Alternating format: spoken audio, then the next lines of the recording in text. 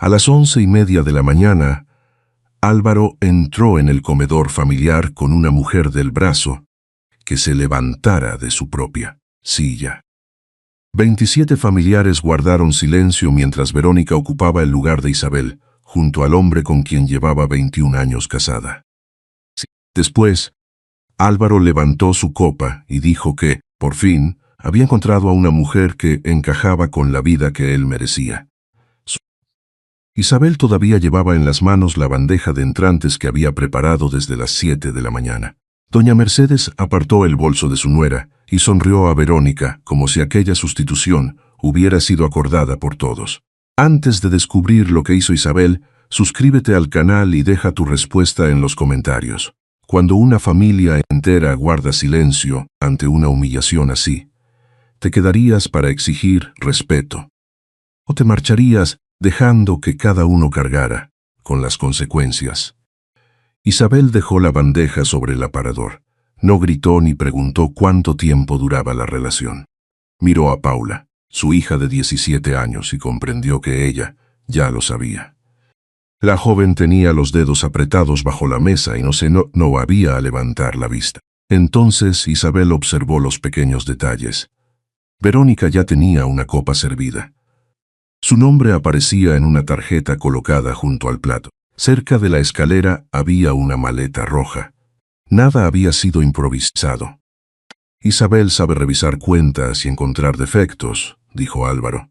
Verónica sabe disfrutar de la vida sin convertirlo todo en una auditoría. Beatriz soltó una risa breve. Doña Mercedes no corrigió a su hijo. Isabel tomó el sobre gris que había llevado para la cita notarial de aquella tarde. Revisó la primera hoja.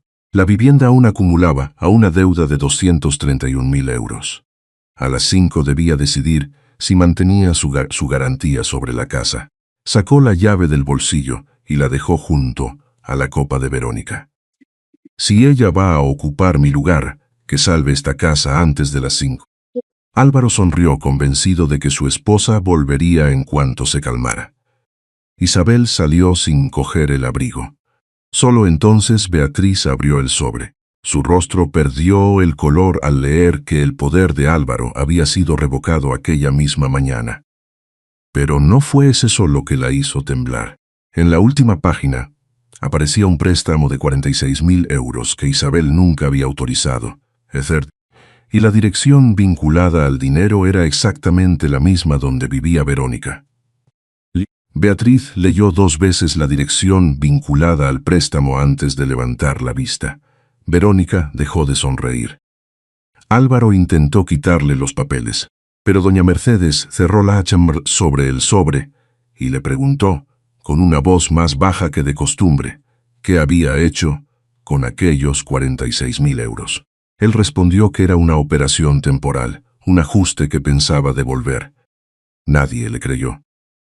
Verónica se apartó unos centímetros de su silla, como si la proximidad de Álvaro empezara a incomodarla. A las 4:20, el timbre de la casa volvió a sonar. Un empleado de la entidad bancaria llegó acompañado por una notaria de Jerez.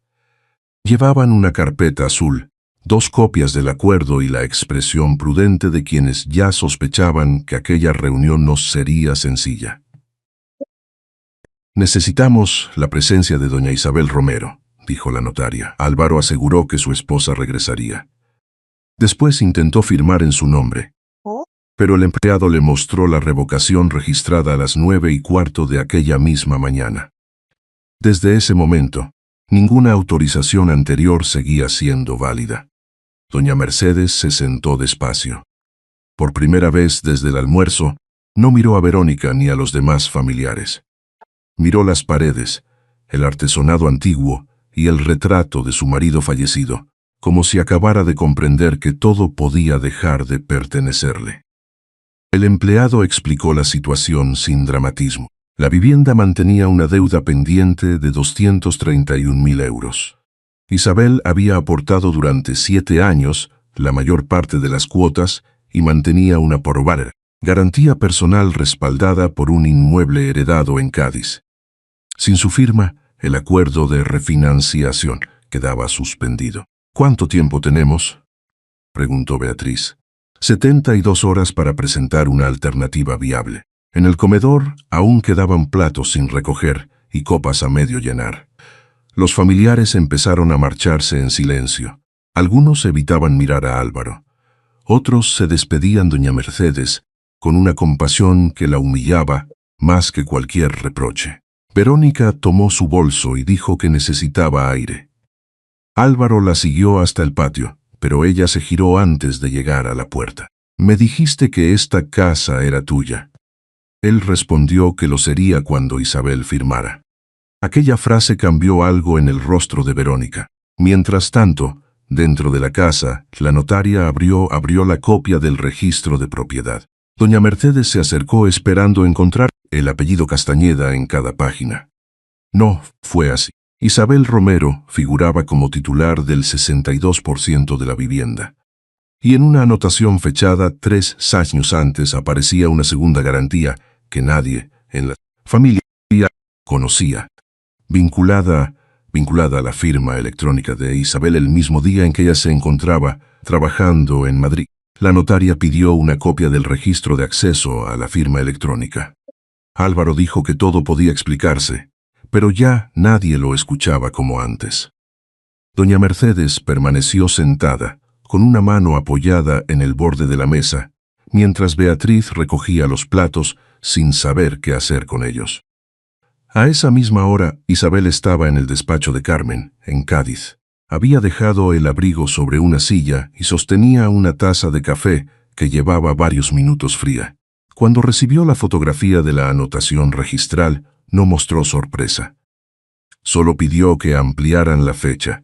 Era el 14 de marzo de 3 años atrás. Aquella mañana, Isabel había viajado a Madrid para revisar una operación interna del banco. Conservaba el billete de tren, el acceso al edificio y el informe firmado a las 9:40. No podía haber autorizado una garantía en Jerez a las 10:12. Carmen abrió una carpeta antigua. Dentro estaban los documentos que Isabel había evitado mirar durante años. Cuando se casó con Álvaro, la casa de los Castañeda ya arrastraba deudas. El tejado dejaba pasar agua, la instalación eléctrica era insegura y el padre de Álvaro comenzaba un tratamiento contra el cáncer. Doña Mercedes necesitaba una intervención cardíaca, mientras Beatriz acababa de volver a casa con una hija pequeña y sin ingresos estables. Tras la muerte de sus padres, Isabel heredó un piso modesto cerca de la playa de Cádiz. Lo vendió por 203.000 euros. Con ese dinero pagó los recibos atrasados, reparó el tejado, renovó las tuberías y cubrió parte de los gastos médicos de su suegro. También sostuvo a sus hijos durante el año en que Álvaro estuvo sin trabajo. El notario de entonces transfirió a Isabel el 62% de la vivienda para proteger su aportación. Álvaro le pidió que no lo contara. «Mi madre sentiría que ha perdido la casa de mi padre», le dijo. «Déjame conservar al menos eso». Isabel aceptó, no por ingenuidad, sino porque confundió la paz con el silencio. Con el tiempo, Álvaro empezó a burlarse de su trabajo. Cada vez que ella preguntaba por un recibo, él decía que no podía convertir el matrimonio en una auditoría. Isabel dejó de revisar. Quería demostrarle que confiaba en él. Ahora aquella confianza aparecía registrada como una firma que no había hecho. Carmen siguió el rastro del dinero.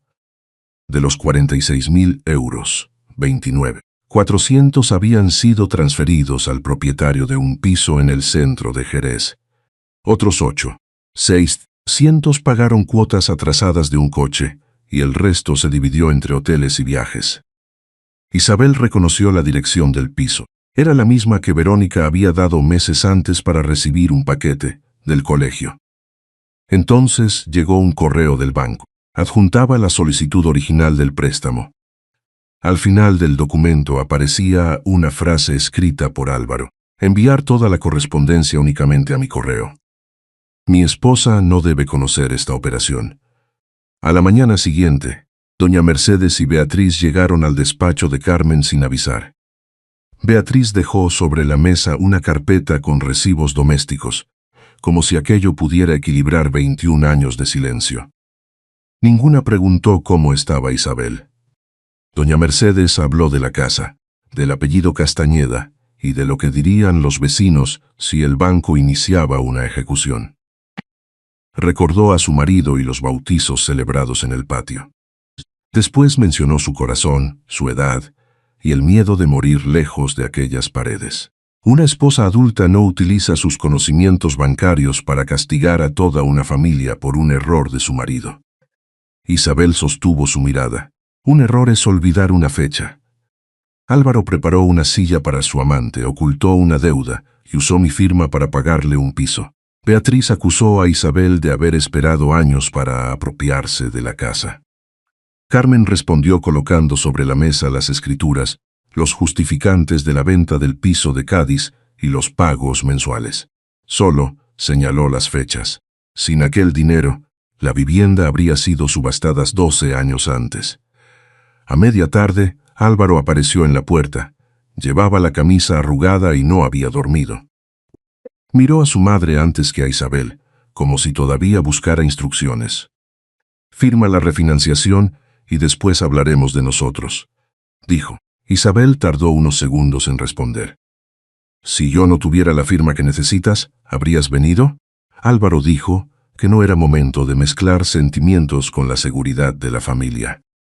Ni una sola vez pronunció la palabra perdón. Entonces sonó el timbre. Paula entró con la mochila del instituto y los ojos hinchados. Doña Mercedes intentó acercarse, pero la joven se quedó junto a su madre.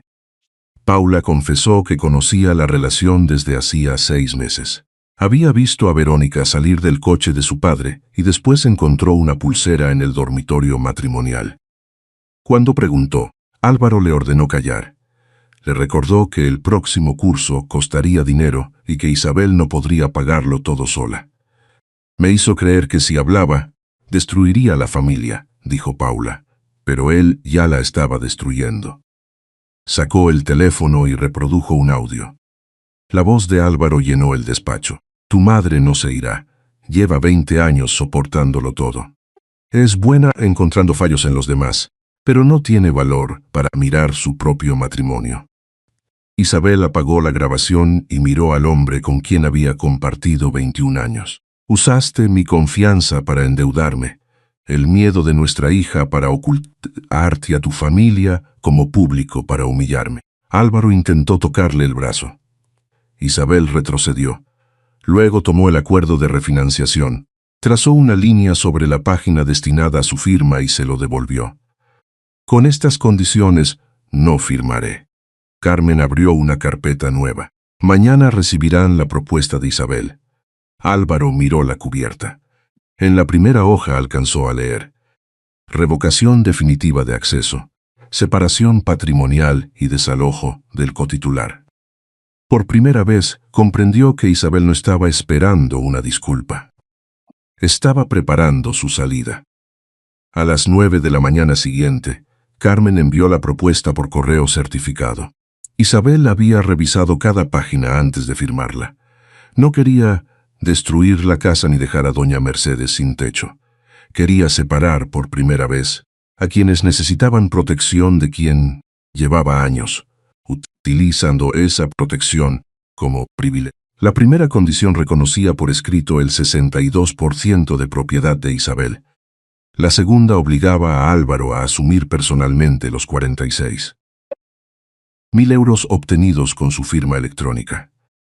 También debía abandonar la vivienda en 15 días, perder cualquier acceso a sus cuentas y entregar todos los dispositivos desde los que hubiera usado sus certificados digitales.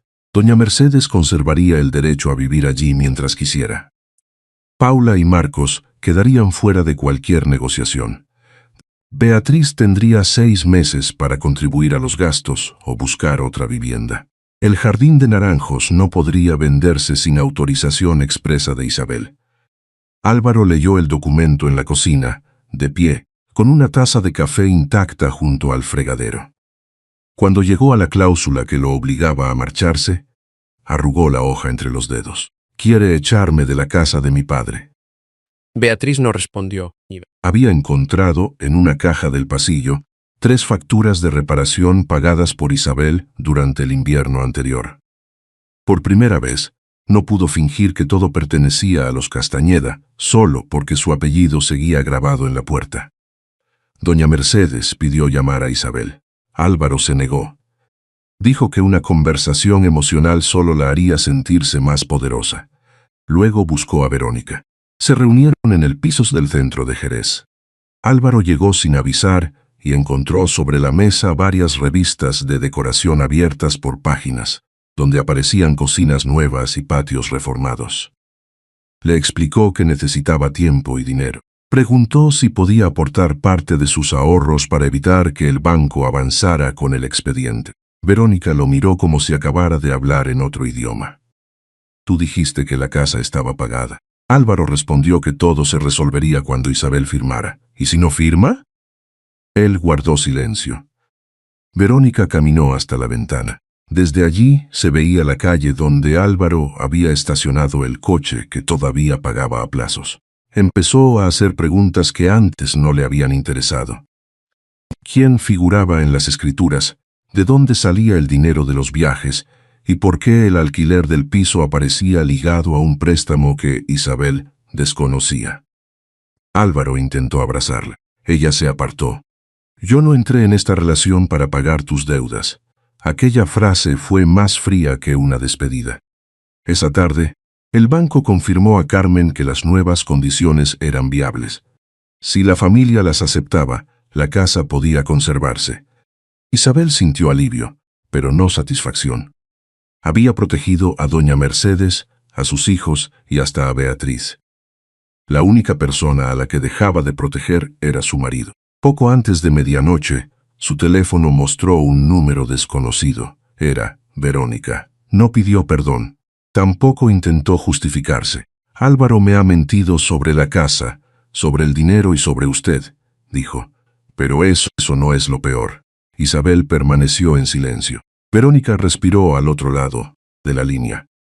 He encontrado mensajes donde explica lo que piensa hacer con su madre en cuanto usted firme. A la mañana siguiente, antes de que Isabel respondiera a Verónica, comenzaron a llegar mensajes de familiares. Una prima de Sevilla preguntó si era cierto que quería vender la casa con doña Mercedes dentro.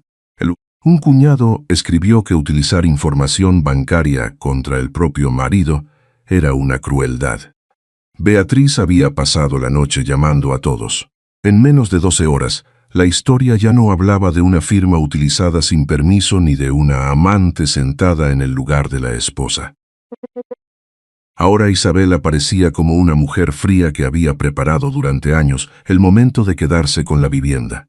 Isabel leyó los mensajes sin contestar. Después llamó a Carmen. No voy a explicar mi vida por teléfono a 27 personas. Hoy decidieron convocar una reunión formal en la casa para la tarde del sábado. Carmen pidió que estuvieran presentes la notaria, el representante del banco y 2 familiares mayores que conocían el estado de la vivienda antes de la llegada de Isabel.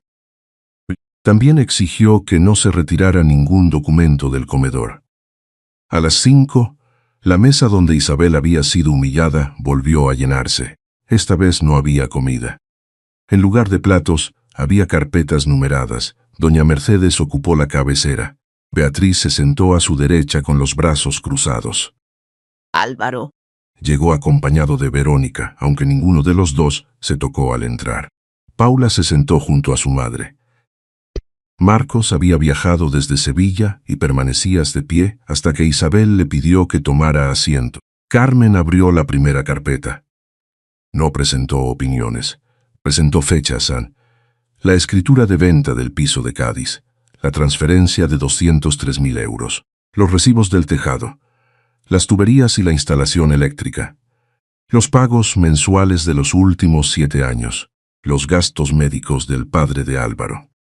Después mostró el préstamo de 46.000 euros, el cambio de correo de notificación y el registro de acceso a la firma electrónica, mientras Isabel trabajaba en Madrid.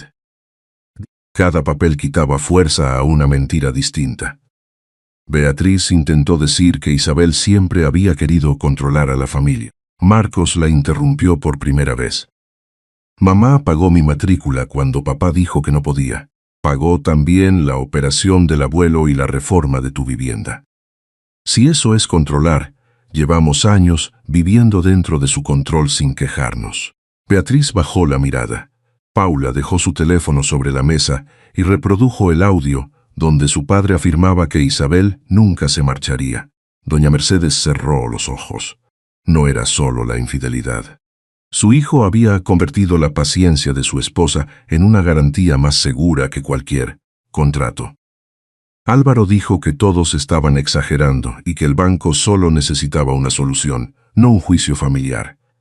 El representante de la entidad respondió con calma que la propuesta de Isabel era la única alternativa viable para conservar la casa. Entonces, doña Mercedes preguntó por qué Álvaro había ocultado el verdadero destino del préstamo. Él miró a Verónica. Ella abrió el bolso y sacó un teléfono antiguo. Porque no pensaba usar ese dinero para salvar esta casa, dijo. Pensaba usar a Isabel para quedarse con ella. Álvaro se levantó tan deprisa que golpeó la mesa con la rodilla. Carmen le pidió que volviera a sentarse. Verónica desbloqueó el teléfono y colocó la pantalla frente a doña Mercedes. Había decenas de mensajes, fotografías de planos y una conversación marcada con una fecha de 3 meses atrás. Aquí explica qué hará con cada uno de ustedes cuando Isabel firme, añadió. Doña Mercedes acercó el teléfono a sus ojos. La primera frase que leyó decía: mi madre será el problema más fácil de resolver. Doña Mercedes leyó el resto del mensaje sin apartar los ojos de la pantalla.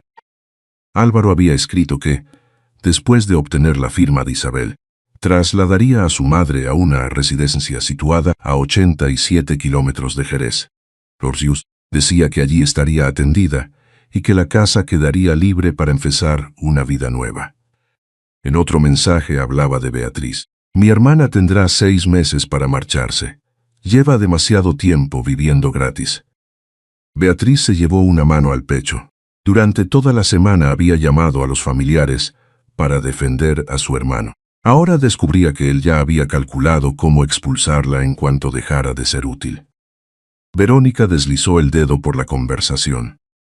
Había fotografías del jardín de naranjos, presupuestos de reforma y un plano donde la habitación de doña Mercedes aparecía convertida en vestidor. Álvaro también proponía vender la parte trasera del terreno para pagar una cocina nueva y una piscina pequeña. Me dijiste que todo esto era tuyo, dijo Bejova. Nunca mencionaste que necesitabas la firma de Isabel. Álvaro intentó arrebatarle el teléfono. Marcos se interpuso sin tocarlo. Siéntate y escucha. Aquellas palabras hicieron más daño que un grito. Álvaro volvió a su silla. Su autoridad había desaparecido sin que nadie tuviera que arrebatársela. Verónica confesó que había aceptado la relación porque creyó que Álvaro estaba separado, de hecho, y que Isabel se negaba a dejarlo por comodidad. También admitió que la casa, los viajes y la seguridad económica habían influido en ella. No voy a fingir que llegué aquí por amor puro, dijo, pero tampoco voy a quedarme con un hombre que utiliza a una mujer para pagarle la vida a otra. Se quitó la llave del piso del llavero y la dejó delante de Álvaro. Después recogió el teléfono y salió del comedor. Él no fue detrás de ella. Doña Mercedes seguía mirando el plano de su habitación. Cuando habló, ya no defendió a su hijo. ¿Pensabas mandarme lejos después de que Isabel salvara esta casa? Álvaro respondió que solo había considerado todas las opciones. Aquella frase terminó de hundirlo.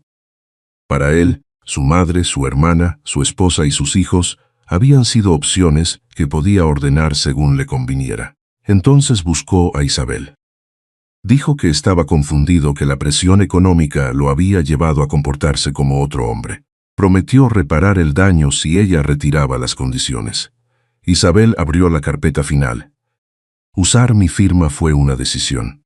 Amenazar a Paula fue otra. Preparar la salida de tu madre también. No fueron minutos de confusión, fueron meses de cálculo. El representante del banco confirmó que aceptaba la propuesta. La notaria leyó los términos definitivos. Reconocimiento del 62% de propiedad de Isabel. Responsabilidad exclusiva de Álvaro sobre los 46.000 euros. Revocación de sus accesos digitales y prohibición de vender el jardín. El procedimiento de separación comenzaría de inmediato. Álvaro disponía de 15 días para abandonar la vivienda. «Me estás echando de la casa de mi familia», dijo. Isabel cerró la carpeta. «Tu apellido está en la verja, mi dinero está en cada reparación, y mi confianza la llevaste tú mismo a otra casa». Nadie intervino. 15 días después, Álvaro bajó su última maleta por la escalera. Doña Mercedes permaneció en el salón. Beatriz no salió de su habitación. Marcos observó desde el patio y Paula esperó junto a la puerta. Álvaro se detuvo, quizá esperando que Isabel cambiara de opinión. Ella no estaba allí. Había elegido esa mañana para firmar el inicio formal de la separación. Paula abrió la puerta, dejó que su padre cruzara el umbral y la cerró con suavidad. Sobre la consola quedó un sobre dirigido a Isabel. Dentro había una carta de Álvaro y una pequeña llave que nadie reconoció. En la etiqueta se leía únicamente: Trastero 14, Estación de Jerez. La llave del trastero número 14 no escondía dinero ni otra propiedad. Isabel encontró allí cajas con documentos, fotografías familiares y varios objetos de sus padres que Álvaro había retirado de la casa sin decírselo. Entre ellos estaba la escritura original del piso de Cádiz y una carpeta con copias de los accesos a su firma electrónica. Carmen incorporó aquel material al procedimiento. Álvaro aceptó asumir la deuda de 46.000 euros y renunció a discutir el 62% de propiedad de Isabel. No fue un gesto generoso. Era la única salida antes de que el uso de su firma llegara más lejos por la vía judicial. 6 meses después, la casa seguía en pie. Doña Mercedes continuaba en su habitación, aunque ya no daba órdenes como antes. Beatriz consiguió empleo en una tienda de tejidos y empezó a pagar parte de los gastos. Marcos terminó sus estudios. Paula preparaba su entrada en la universidad, sin tener que guardar secretos para proteger a ningún adulto. Álvaro vivía en un piso de 48 metros cuadrados a las afueras de Jerez. Vendió el coche y comenzó a devolver el dinero. Escribía a Isabel, pero ella solo respondía cuando el mensaje trataba sobre sus hijos o la separación. Isabel regresó a su trabajo en el banco. Una vez al mes, utilizaba la antigua bodega de la casa para orientar gratuitamente a mujeres que desconocían las deudas, firmas o propiedades de sus propios hogares. No les decía qué decisión tomar. Les enseñaba a leer antes de firmar y a preguntar antes de confiar. Una tarde, doña Mercedes le entregó una caja con viejos recibos. «Sabía que tú sostenías esta casa», admitió. «Callé porque la verdad hacía parecer pequeño a mi hijo». «No lo hizo pequeño, la verdad», respondió Isabel. «Lo hizo pequeño necesitar borrarme para sentirse grande». El domingo siguiente, Isabel almorzó bajo los naranjos con sus hijos. Una de las patas de la mesa estaba desnivelada. Paula dobló la última carta de Álvaro y la colocó debajo. La mesa quedó firme. Isabel sonrió, sirvió el pan y siguió hablando con sus hijos. Por primera vez, la voz de Álvaro ocupaba exactamente el espacio que merecía. La historia de Isabel no enseña que debamos desconfiar de todas las personas que amamos. Enseña algo más difícil. Confiar no significa cerrar los ojos, y amar no obliga a entregar nuestra voz, nuestro nombre o nuestro derecho a conocer la verdad. Durante años, Isabel creyó que proteger la dignidad de su marido era una forma de cuidar a la familia. Sin darse cuenta, permitió que su silencio se convirtiera en una herramienta contra ella. Álvaro no la traicionó solo con otra mujer. También traicionó la confianza que ella había depositado en sus manos. Recuperar la dignidad no siempre consiste en gritar, vengarse o destruir a quien nos hizo daño. A veces comienza al revisar un documento, retirar una autorización, cerrar una puerta o decir con serenidad: hasta aquí. La justicia tampoco vuelve perfecto el pasado. Isabel conservó heridas, perdió una relación de 21 años y tuvo que reconstruir la confianza de sus hijos, pero dejó de pagar el precio de los errores ajenos. Después de una traición, lo más importante no es demostrar que somos más fuertes que quien nos dañó, es recordar quiénes éramos antes de empezar a desaparecer para sostenerlo. Porque perder a alguien duele, pero perderse a uno mismo puede durar toda una vida.